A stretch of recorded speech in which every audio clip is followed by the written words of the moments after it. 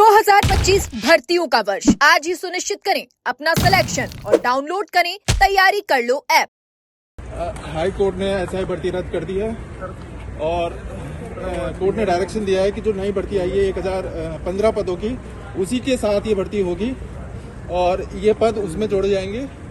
Court ने और कहा है कि इसमें जो आरपीएससी ने खामियां रखी और इसमें जो भी खराब हुआ, कोर्ट ने उसका स्वतः संज्ञान लिया है और यह मामला इसमें एक स्वतः संज्ञान आरपीएससी वाले एंगल पे लिया गया है और इसको डीबी रेफर कर दिया गया है। इसकी सुनवाई अब जो पीआईएल की जो स्वतः संज्ञान लिया है उसको चीफ जस्टिस अब अलॉट करेंगे डबल बेंच में।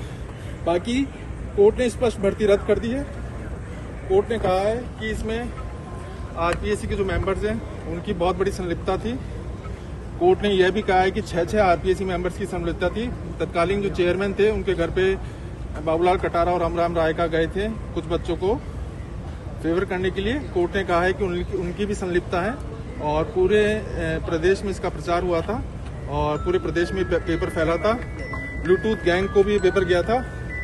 कोर्ट ने कहा है कि राजस्थान की जनता को देखते हुए और इसके लॉ एंड ऑर्डर को देखते हुए ये भर्ती बिल्कुल भी स्टैंड नहीं कर सकती और पूरा रिक्रूटमेंट कैंसिल हो गया है और 17/7 को जो नया विज्ञापन आया है उसके साथ इसके पद जोड़ने के निर्देश दिए हैं और नई भर्ती होगी। जो 2021 वाले थे वो उस पदों के लिए भी एलिजिबल होंगे और इन पदों के लिए भी एलिजिबल होंगे।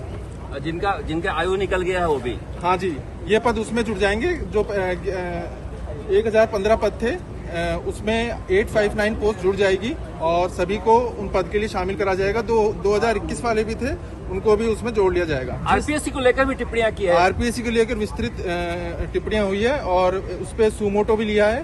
सुमोटो का होता है कि स्वतः संज्ञान, और उसमें जो आरपीएससी पे एसआईटी ने टिप्पणियां करी थी उनको नोट करा गया है और आरपीएससी को कैसे इम्प्रूव करा जाए और उस पर क्या क्या कर सकते हैं उस पर कोर्ट ने स्वतः संज्ञान लिया है। वो स्वतः संज्ञान लेके मामला चीफ जस्टिस साहब के सामने रखा जाएगा एडमिनिस्ट्रेटिव साइड पे, फिर वो ऑनरेबल डिवीजन बेंच में जाएगा, फिर वहां पे उसका सुमोटो का केस चलेगा। जो लोग अरेस्ट हुए उनके लिए कुछ कहा गया है? जो लोग अरेस्ट हुए हैं उनसे पैसे की रिकवरी होगी और जो लोग अभी अरेस्ट नहीं है उनके लिए भी भर्ती रद्द है।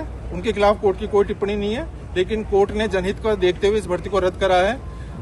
ये बिल्कुल बात सही है कि इसमें कुछ लोग हैं जो बिल्कुल सही हैं, हमारी भी उनके साथ भावनाएं हैं, लेकिन जनहित का मुद्दा था, पब्लिक इंटरेस्ट का था। एक भी अगर थानेदार गलत रखता है, कोर्ट ने कहा है वो गलत होगा। और कोर्ट ने बैसाखी भट्टाचार्य बंगाल भर्ती का रेफरेंस दिया है और कहा है कि ये मामला कहीं भी नहीं टिक सकता और एक तरीके से ये बहुत दूषित भर्ती है। हर तरीके से 3 तरीके से इसमें पेपर लीक हुआ।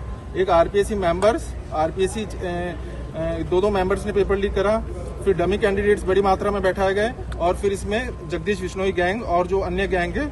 और कोर्ट ने कहा कि इसमें प्रतिकरण करना असंभव है क्योंकि कई 12 आरोपी ऐसे हैं। एक आरोपी तो जिसपे 5 लाख का इनाम है जो विदेश भागा हुआ है। 11 अलग अलग आरोपी हैं जिनके खिलाफ अलग अलग इनाम है और इसके खिलाफ 82 ऐसे अपराधी हैं जिनके खिलाफ अभी अनुसंधान किया जाना है। आरपीएससी के किन किन लोगों की संलिप्तता बताइए? आरपीएससी में रामराम राय का और बाबूलाल कटारा के खिलाफ, शायद मैं अगर गलत भी हो सकता हूं, लेकिन 4 तो पक्का है, इसके अलावा 6 भी हो सकते हैं। लेकिन कहा है कि उनके घर गए थे ये लोग और इंटरव्यू में फेवर करने के लिए कहा था और उन्होंने कोई टिप्पणी नहीं करी। कोई टिप्पणी नहीं करता तो उसका मतलब यस ही होता है। तो कोर्ट ने बोला कि संलिप्तता है, इस बारे में भी जांच करी जानी चाहिए और कोर्ट ने पूरी निर्देश दिए हैं कि इसमें घोर अनुसंधान की आवश्यकता है। और मैं आपके माध्यम से कहना चाहूंगा, ये केवल याचिकाकर्ताओं की जीत नहीं है, ये जो राजस्थान के बेरोजगार हैं 8 लाख लोग जिसमें इन्होंने आवेदन करा था, ये उन सभी की जीत है। और इसमें मेरे को लगता है पूरे राजस्थान की जनता की जीत है क्योंकि जनता को ही रेगुलेट करते हैं।